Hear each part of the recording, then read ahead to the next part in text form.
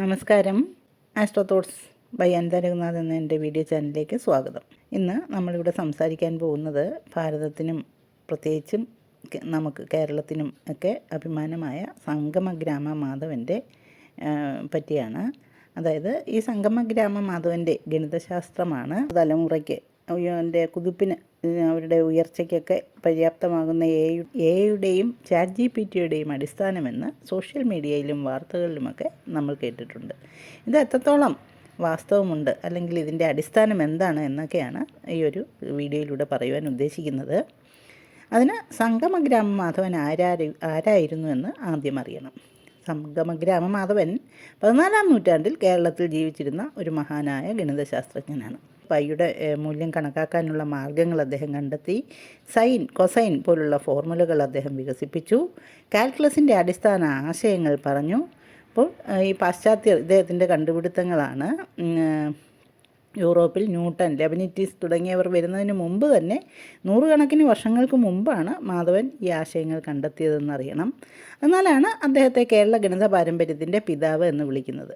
സംഗമഗ്രാമ മാധവൻ നിര്യാതനായിട്ട് 600 വർഷം 2025 പിന്നിട്ടു എന്നുള്ളതും ഈ ഒരു സന്ദർഭത്തിൽ സ്മരിക്കേണ്ടതാണ്.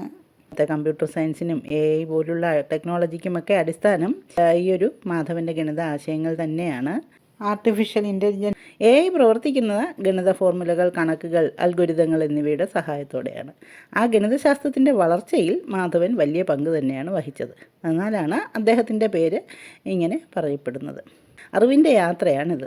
നമ്മുടെ പൂർവികർ വീടുണ്ടാക്കാൻ ഉപയോഗിച്ച രീതികൾ ഇന്നത്തെ വലിയ കെട്ടിടങ്ങൾക്ക് അടിസ്ഥാനമാകുന്നത് പോലെ തന്നെയാണ് ഈ ഒരു മാധവൻ്റെ ആശയങ്ങൾ AIക്കും കമ്പ്യൂട്ടർ വികസനത്തിനുമൊക്കെ ഉപയോഗിക്കുന്നത്.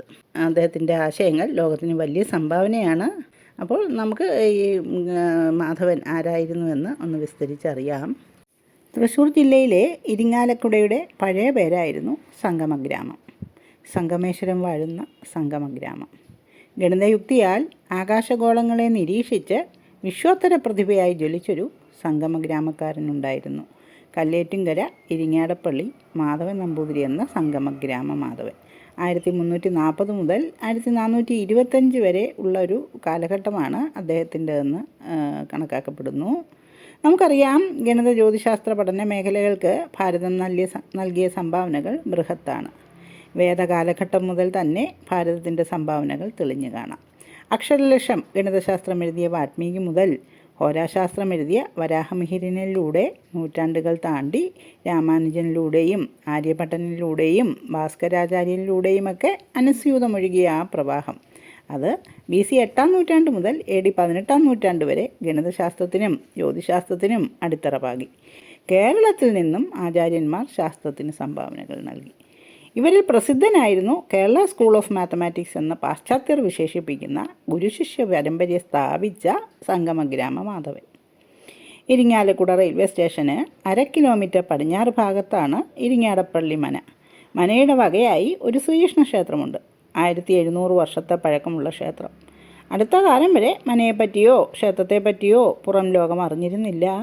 എന്നാൽ ഇന്ന് ലോകത്തിൻ്റെ വിവിധ ഭാഗങ്ങളിലുള്ള ഗണിതശാസ്ത്ര ജ്യോതിശാസ്ത്ര പണ്ഡിതന്മാർ സംഗമഗ്രാമ മാധവൻ്റെ അനുഗ്രഹവരദായകനായ ശ്രീകൃഷ്ണ ക്ഷേത്രത്തിൽ എത്തിച്ചേരുന്നു.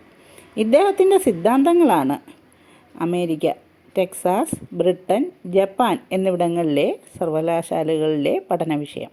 നിരവധി ഗ്രന്ഥങ്ങൾ അദ്ദേഹത്തിൻ്റേതായിട്ടുണ്ട്. ഗോളവാദം, മധ്യമാനയാന പ്രകരണം, മഹാജ്യാനയന പ്രകരണം, അതായത് method of computing great science, അഗണിതം, അഗണിത ഗ്രഹാചാരം എന്നിവയും ചന്ദ്രൻ്റെ സഞ്ചാരപഥം നിർണ്ണയിക്കുകയും അതേക്കുറിച്ച് വേണുവാരോഹം എന്ന കൃതി, സ്ഫുടചന്ദ്രാപ്തി എന്ന മറ്റൊന്നും ലഭ്യമായിട്ടുണ്ട്. ലഗ്നപ്രകരണം എന്ന ഗ്രന്ഥത്തിൻ്റെ ഏതാനും ഭാഗങ്ങൾ ഒരു നോട്ട് പുസ്തകത്തിൽ പകർത്തിയ നിലയിൽ മനയിൽ നിന്ന് കണ്ടെത്തുവാനും കഴിഞ്ഞിട്ടുണ്ടത്രേ. അദ്ദേഹത്തിൻ്റെ ശിഷ്യന്മാരുടെ രചനകൾ വഴിയാണ് സംഗമമാധവൻ്റെ കണ്ടുപിടുത്തങ്ങളെ ലോകം അറിയുന്നത്. അപരിമിത ശ്രേണികൾ മുഖേന സമവൃത്തത്തിൻ്റെ പരിധി കണക്കാക്കുന്ന സൂത്രം കണ്ടുപിടിച്ചു Madhavan. Infinite series summation formula for pi, അതായത് മാധവ സീരീസ് എന്നാണ് ഇത് അറിയപ്പെടുന്നത്. 3600 കാലഘട്ടത്തിൽ അതായത് 475-നും 550-നും ജീവിച്ചിരുന്ന ഗണിതശാസ്ത്രത്തിന് മഹാസംഭാവന നൽകിയ ആര്യഭട്ടൻ പൈക്ക് 4 ഡെസിമൽ പ്ലേസ് വരെ വാല്യൂ കണ്ടു. അതായത് 3.1416 അപ്രോക്സിമേറ്റ് ആയിട്ട്. ആര്യഭട്ടൻ ഇതിനെ അപ്രോക്സിമേറ്റായി മാത്രം പറഞ്ഞു. പിന്നീട് കൂടുതൽ ആക്യുറേറ്റ് ചെയ്തേക്കാം എന്നും ആര്യഭട്ടൻ പറഞ്ഞു വെച്ചു. വൃത്തത്തെ പല ഭാഗങ്ങളായി മുറിച്ച് കുറെ കൂടി ആക്യുറേറ്റായ സംഖ്യ എന്നത്രേ ആര്യഭട്ടൻ പറഞ്ഞു വെച്ചത്. പിന്നീട് വന്ന ശാസ്ത്രജ്ഞർ അതിനത്ര പ്രാധാന്യം കൊടുത്ത് കണ്ടില്ല. എന്നാൽ പിന്നീട് 900 വർഷങ്ങൾക്ക് ശേഷം ബുദ്ധിമാനായ ശ്രീ മാധവാചാര്യർ വൃത്തത്തെ മുറിക്കാതെ തന്നെ ആർബിട്രറി വാല്യൂ കൽപ്പിച്ച് പൈക്ക് 11 ദശാംശ സ്ഥാനം വരെ വാല്യൂ കണ്ടെത്തി. മാധവാചാര്യർ ഗണിതശാസ്ത്രങ്ങൾ ഉപയോഗിച്ച് പൈയുടെ വില കണ്ടുപിടിച്ചത് എങ്ങനെയെന്ന് ചെറുതായിട്ടൊന്ന് നോക്കാം. ആ വില ഒരു ശ്രേണിയുടെ തുകയായി കണക്കാക്കാമെന്ന് വൃത്തത്തിൻ്റെ ചുറ്റളവ് കണ്ടുപിടിക്കുന്നതിനുള്ള ശ്ലോകത്തിൽ മാധവൻ സൂചിപ്പിച്ചു. ശ്രേണിയുടെ തുകയായി പൈയുടെ മൂല്യം നിർണ്ണയിക്കാമെന്ന് ലെബനിറ്റിക്സ് കണ്ടെത്തിയത് 3 നൂറ്റാണ്ടിന് ശേഷമാണ്. അതായത് 1673-ൽ 14-ാം നൂറ്റാണ്ടിൽ മാധവൻ ആവിഷ്കരിച്ച സൂത്രവാക്യം അനുസരിച്ച് പൈയുടെ ഏകദേശ മൂല്യം 3.1415926535 ആണ്. ആധുനിക ഗണിതശാസ്ത്രം അംഗീകരിച്ചിരിക്കുന്ന ഏകദേശ മൂല്യം 3.14159265 ആണ്. അദ്ദേഹം ശ്ലോകരൂപത്തിൽ അവതരിപ്പിച്ചത് നോക്കുക. സംഗമഗ്രാമ മാധവ പുനരന്യാസന്നാം വിബുധ നേത്ര ഗജാഹി ഉദാശനഗിത്രിക നവനിഖർവമിതേ വ്യതി വിസ്തരേ ചരം.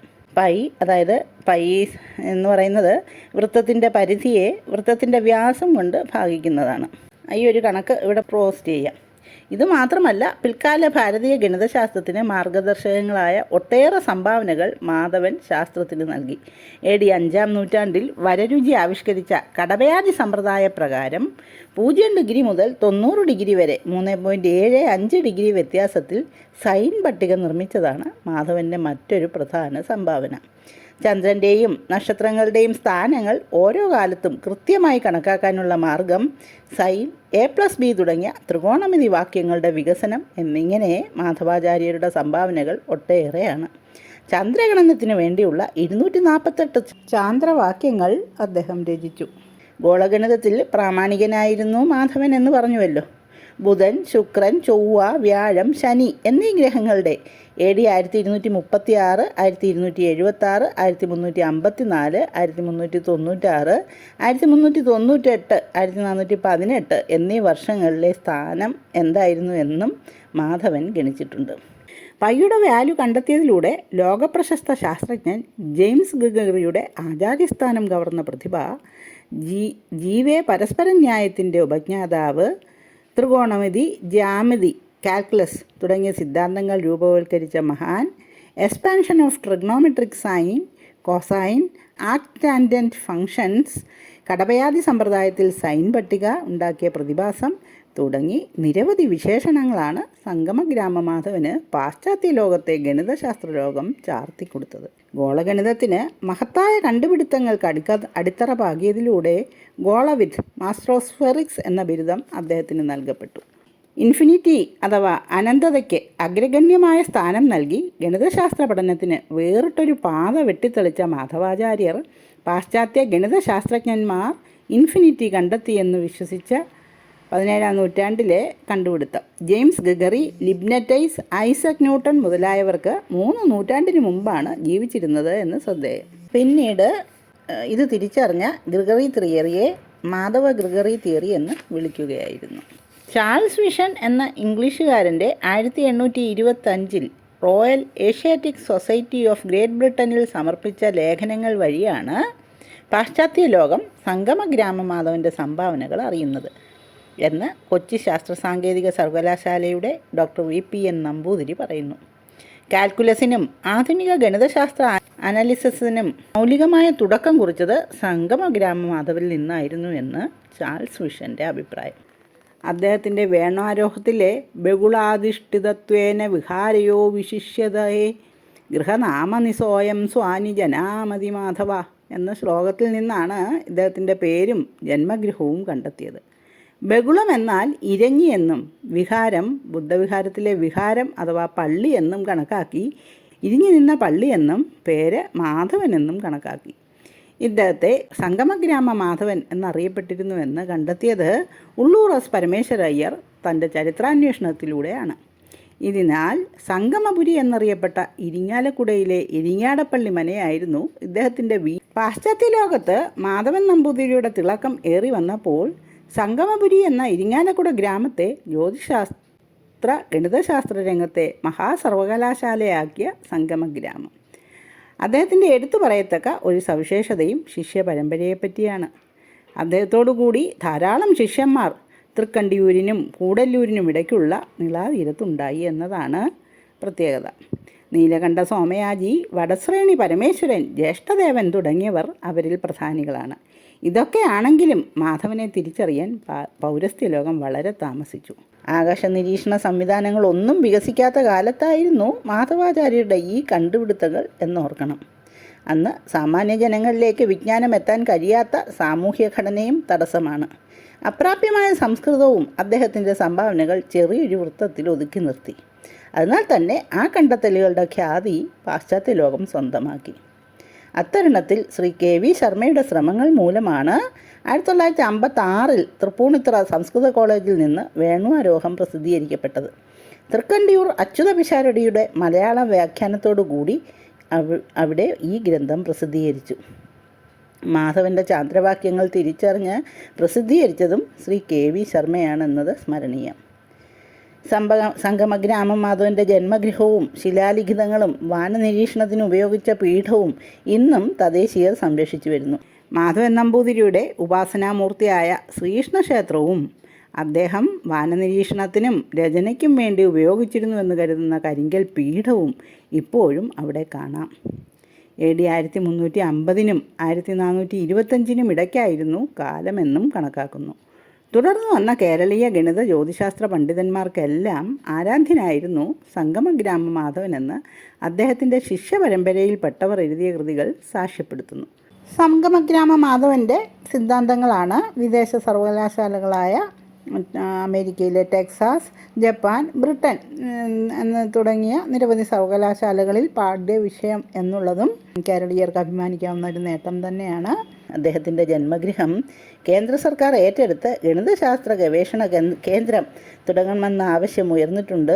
ഇന്ന് സംഗമഗ്രാമ മാധവനെ പറ്റി ഇരിങ്ങാലക്കുടയിലുള്ള സെൻറ്റ് ജോസഫ്സ് കോളേജിലെ അധ്യാപികയായ ക്യാപ്റ്റൻ ശ്രീമതി ലെറ്റി ചാക്കോ കൂടുതൽ ഗഹനമായിട്ട് പഠിക്കുകയും നമുക്ക് വേണ്ട വിവരങ്ങളൊക്കെ കണ്ടെത്തി മനസ്സിലാക്കി തരികയും ചെയ്യുന്നുണ്ട്. എൻ്റെ യൂട്യൂബിലൊക്കെ അവരുടെ ക്ലാസ്സുകളും ലെക്ചറുകളുമൊക്കെ നമുക്ക് കിട്ടുന്നതാണ്. സംഗമഗ്രാമ മാധവനെ പറ്റിയുള്ള പഠനങ്ങൾ ഇനിയുള്ള തലമുറയ്ക്ക് ഒരു പ്രചോദനമാകട്ടെ എന്ന പ്രാർത്ഥനയോടുകൂടി ഞാനിത് നിങ്ങളുടെ മുമ്പിൽ അവതരിപ്പിക്കട്ടെ. എൻ്റെ ഗുരുനാഥൻ ശ്രീ KK ജനാർദ്ദനക്കുറുപ്പ് അദ്ദേഹത്തിൻ്റെ കീഴിൽ MAC പഠനത്തിൻ്റെ ഭാഗമായി 2023 ചെയ്ത പ്രോജക്റ്റിൽ അവതരിപ്പിച്ചതാണ് ഈ സംഗമഗ്രാമ മാധവനെ പറ്റിയുള്ള ഈ ഒരു പഠന റിപ്പോർട്ട്. അത് 2023 ഏപ്രിലക്കം ജ്യോതിഷ ദർശനം ഗ്രൂപ്പിൻ്റെ ജ്യോതിഷ യോഗവിദ്യാ ത്രൈമാസികയായ ക്ഷീരപഥത്തിൽ പ്രസിദ്ധീകരിച്ച് വന്നതുമാണ്. എൻ്റെ ഗുരുനാഥൻ ശ്രീ KK ജനാർദ്ദനക്കുറുപ്പ് സാറിനോടുള്ള നന്ദി ഞാൻ ഈ അവസരത്തിൽ പ്രകടിപ്പിച്ചു കൊള്ളട്ടെ. ഈ സംഗമഗ്രാമ മാധവനെക്കുറിച്ച് ഉള്ള എൻ്റെ ഈ ഒരു വീഡിയോ കേരളീയർ ഓരോരുത്തർക്കും കേൾക്കേണ്ടതാണ്. അതിനാൽ തന്നെ ഇത് ഏവർക്കും ഇഷ്ടപ്പെടുമെന്ന് വിശ്വസിക്കുന്നു. ഇഷ്ടപ്പെടുകയാണെങ്കിൽ ലൈക്ക് ചെയ്യുകയും ഷെയർ ചെയ്യുകയും സബ്സ്ക്രൈബ് ചെയ്തിട്ടില്ലാത്തവർ സബ്സ്ക്രൈബ് ചെയ്യുകയും ചെയ്യണേ. നന്ദി, നമസ്കാരം.